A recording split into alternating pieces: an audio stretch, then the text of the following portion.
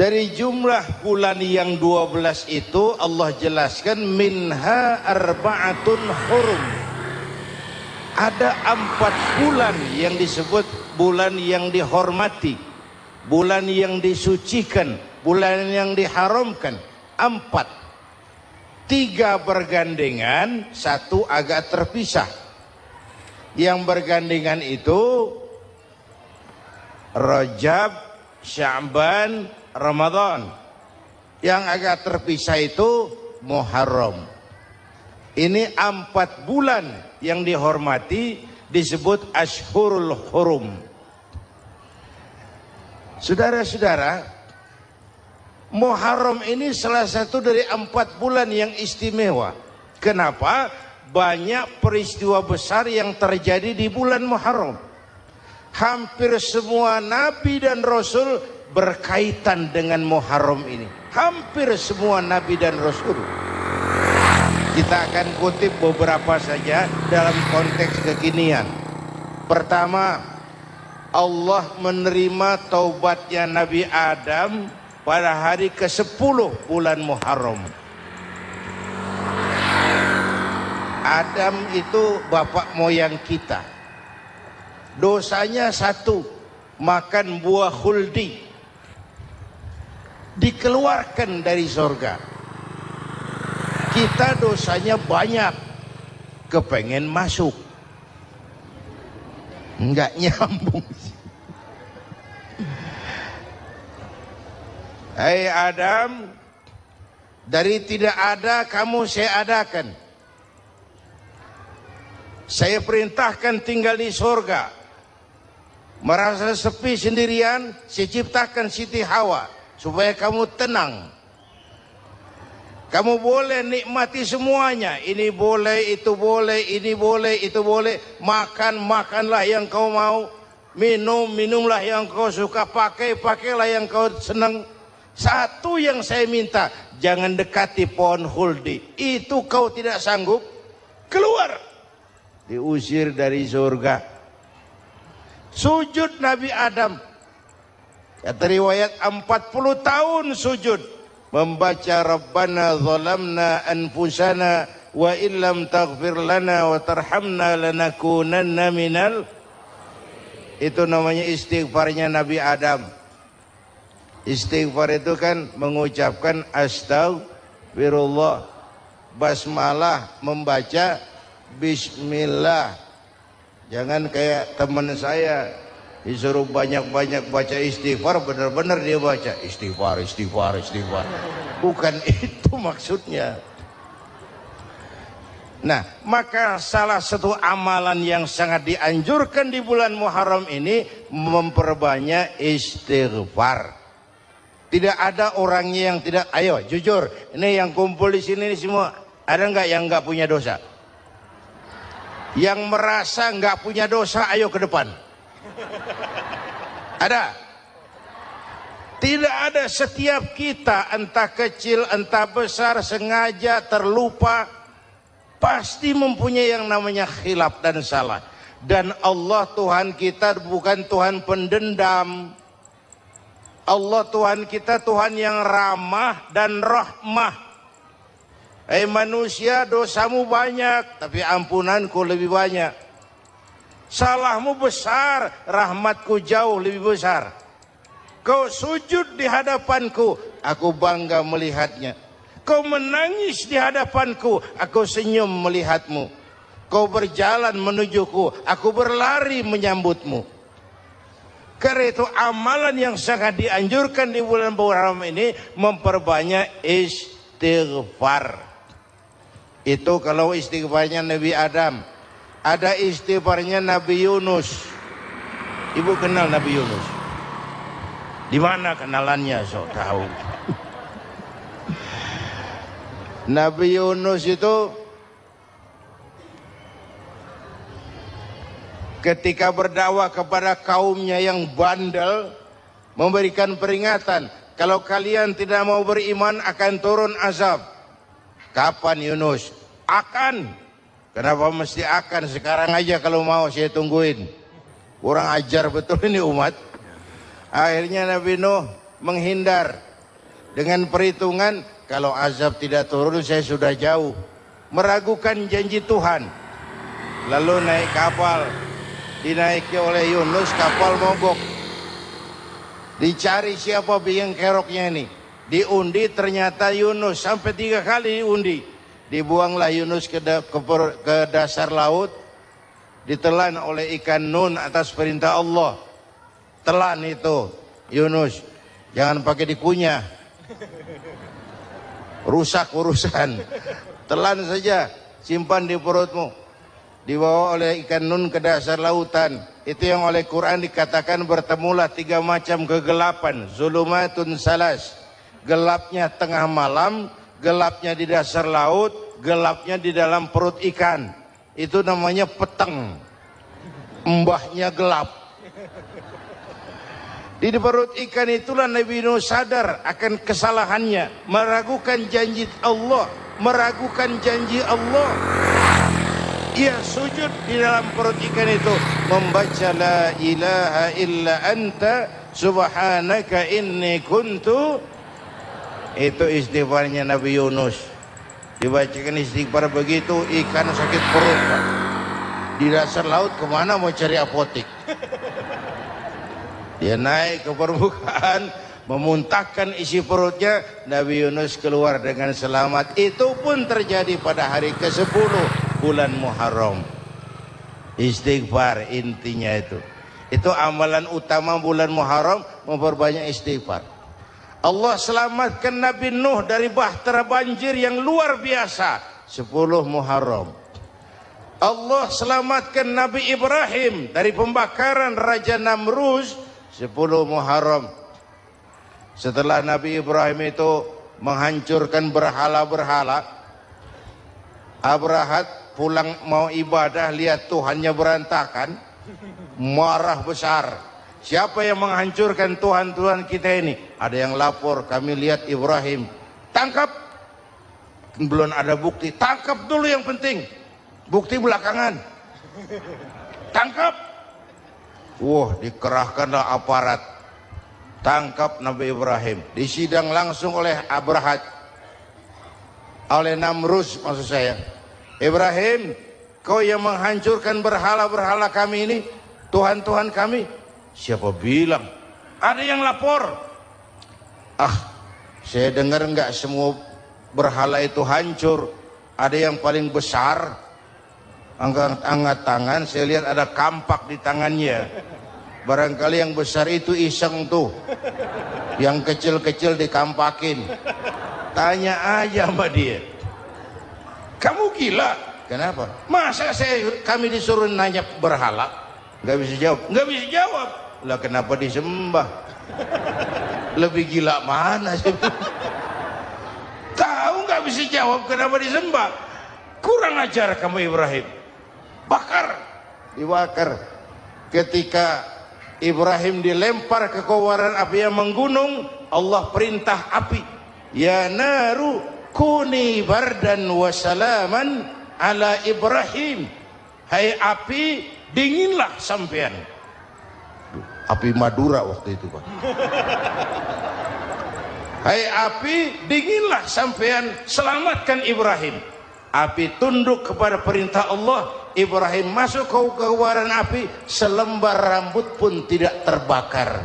Kenapa? Apinya tunduk kepada perintah Allah. Kenapa? Karena Ibrahim orang yang takut kepada Allah. Api tunduk kepada perintah Allah. Kalau kita baca ayat itu, masuk ke api, mateng.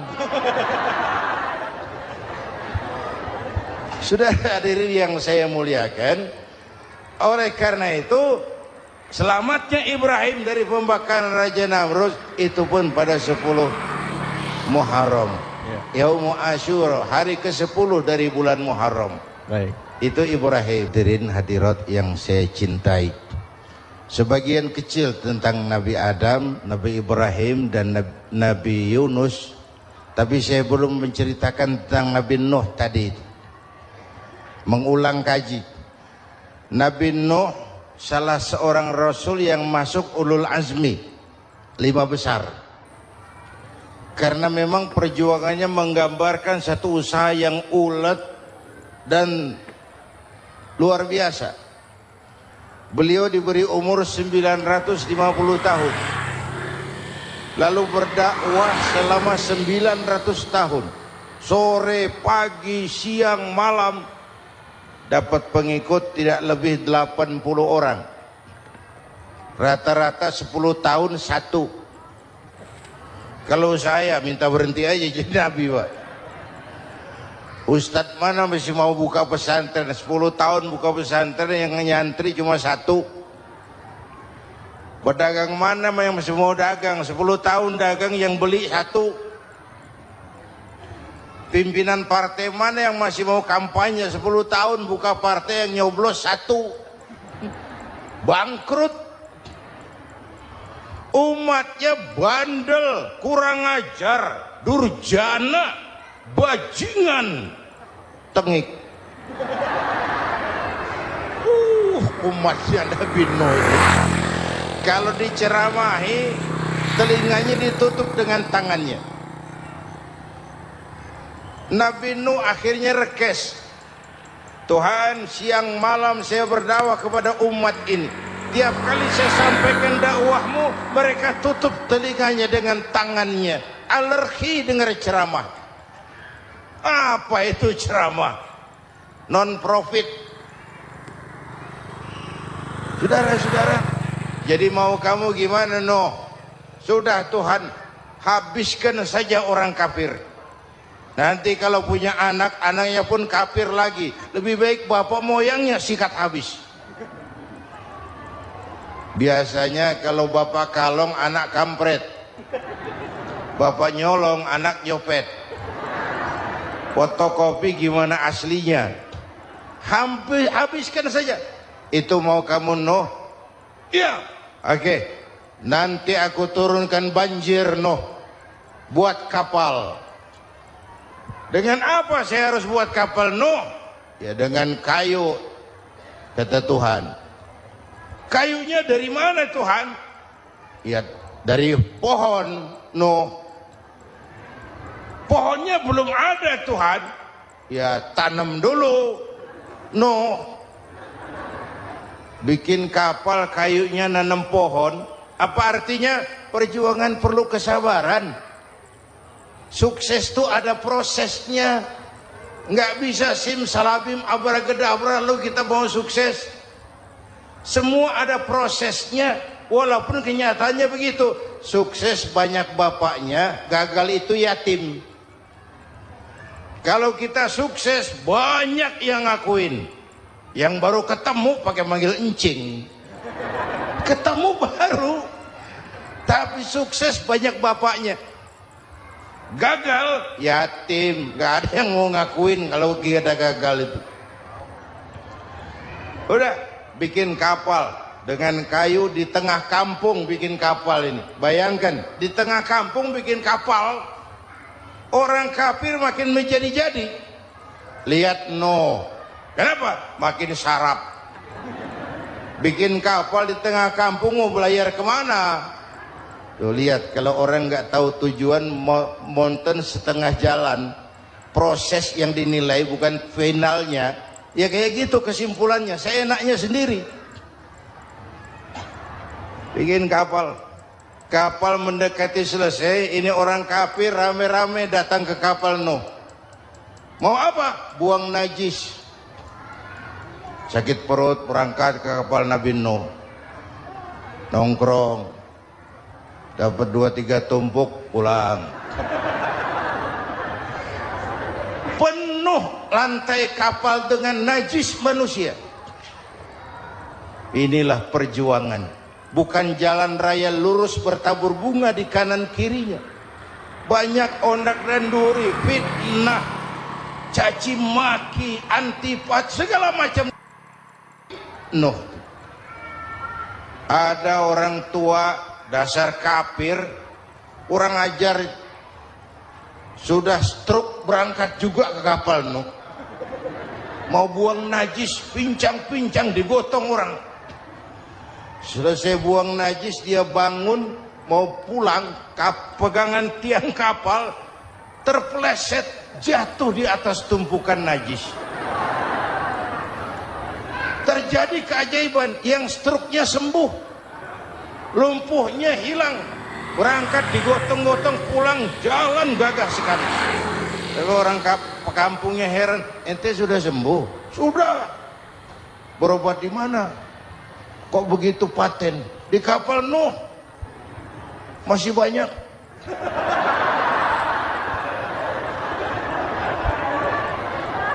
Yang berasa perlu obat bawa rantang, ambil bersih lagi geladak kapal itu. Sudah selesai Nuh?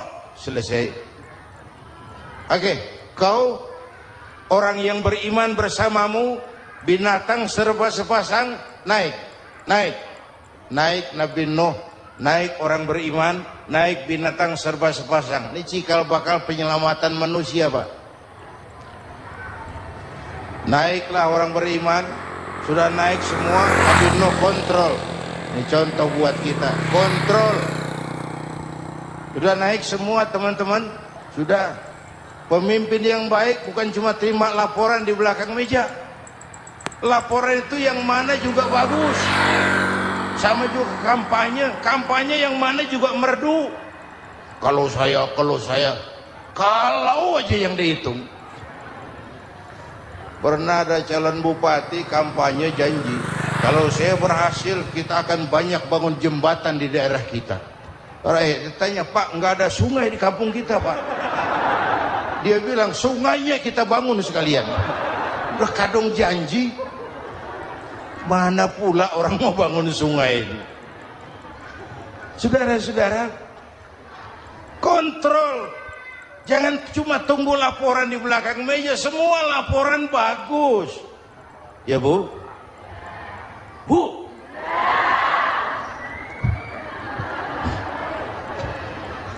Nabi Nuh kontrol. Sudah naik semua? Sudah Nuh. Pulan bin Pulan naik. Naik Nuh. Paimin bin Tukijo. Naik. Kami lihat naik. Ada orang Jawa juga kayaknya. Ada.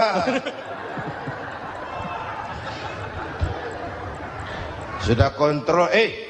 Kanan anak saya ikut nggak naik kapal? Kami tidak lihat itu Nuh. Kanan. Ini potret. Bapaknya aktif ke masjid, ibunya rajin ke majelis taklim, anaknya keleleran kemana-mana. Bukan di sini, di Prancis. Udah di sini insya Allah sama.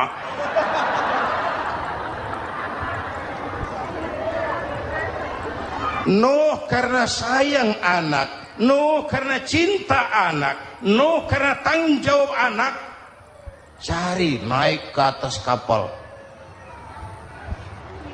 Lihat Kanan, anak saya, nggak lihat Nuh. Turun ke ruang bawah, periksa lagi. Mang, ayah Kanan di dia. Jamaah Tasik nih rupanya di dalam. Tuh ayah Mang. Ayah kemana ya budak ya? Turun ke bawah, tanya lagi, ono Kanan to? Ora nano raketo. Rombongan Jawa Tengah naik ke atas buritan. Dari buritan kelihatan ternyata Kanan tidak ikut naik kapal, kumpul di darat bersama orang kafir. Ini potret kita sekarang. Kumpul sama orang kafir, hanyut anak-anak kita, ditelan budayanya orang kafir, ditelan tradisinya orang kafir, ditelan pergaulannya orang kafir. Nuh karena sayang anak dari atas manggil. Dalam Quran dijelaskan itu. Karena Nabi Nuh di atas, Kanan di bawah, teriak, ya bunayyar kam ma'ana. Begitu dalam Quran ayatnya. Cuma ini pakai gaya memanggil supaya kelihatan kegambar, kira-kira Nuh manggilnya begitu. Ini namanya gaya dakwah, Pak. Kalau ceritanya datar nggak menarik. maka Nuh memanggil Kan'an, ya bunayya irkam ma'ana. Kata yang dengar,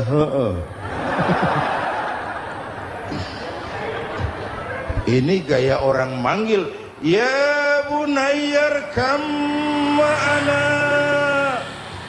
Kan'an, kesini nak, naik kapal sama papi. Kata Kan'an di bawah itu, enggak mau papi, John di sini saja. Kata Nuh, jangan nak, Allah sedang murka, akan turun banjir. Kalau datang banjir papi, sa'awi ila jabalin ya'simuni minal ma', saya akan naik ke gunung tinggi yang bisa menyelamatkan saya dari banjir. Kan'an naik ke gunung, gunung dihantam banjir, Kan'an mati sampai sekarang. Yang kelima, Nabi Musa, kisah Muharramnya ini. Lahir dalam kondisi yang sulit karena Fir'aun mimpi akan lahir seorang anak dari keturunan Bani Israel yang akan menghancurkan kerajaannya. Kata Fir'aun, sudah lahir belum anaknya? Belum. Kalau gitu mulai malam ini laki-laki dilarang bergaul sama istrinya. Semua perempuan hamil di bawah pengawasan negara. Mulai hari ini kalau lahir anak laki-laki terutama Bani Israel, penggal. Satpol PP disiapkan. Udah ada kayaknya. Ada. Patroli.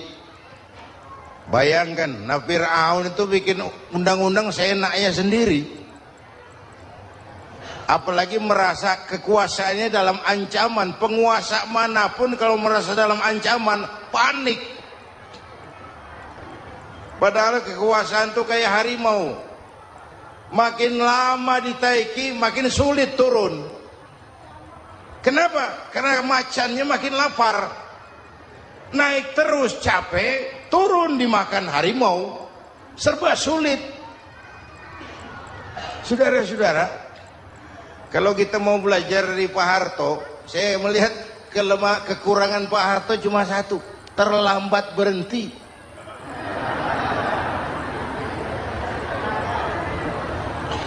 Terlambat berhenti. Di sekelilinginya banyak tukang jilat, tukang semir. Pak, kalau tidak ada bapak kami bagaimana, Pak? Saudara hadirin yang saya hormati, maka sering saya ingatkan, temanmu yang sejati adalah teman yang membuat kamu jadi benar, bukan teman yang selalu membenarkan kamu. Berapa banyak pejabat-pejabat hancur karena selalu dibenarkan oleh lingkungannya. Bapak benar, Pak. Bapak bijaksana, Pak. Itu tepat, Pak. Benar. Buang angin pun, kata kelilingnya, oh Bapak sehat.